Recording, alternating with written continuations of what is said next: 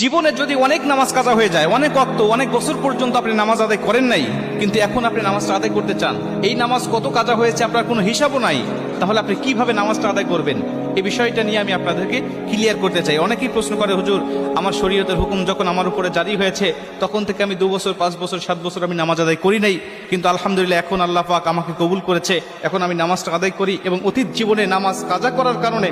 আমার ভিতরে অনুশোচনা আসছে, হুজুর নামাজগুলো আমি আদায় করতে চাই, কেমনে করে নামাজ আদায় করব? শুধু তওবা করলেই হয়ে যাবে নাকি আমাকে সেই নামাজগুলোকে হিসাব করে করে আমাকে পড়তে হবে? অনেকেই বলে, হুজুর হিসাব করা তো সম্ভব নয়, তাহলে কিভাবে নামাজটা আদায় করব? কারণ অল্প যদি ওয়াক্ত নামাজ কাজা হয়,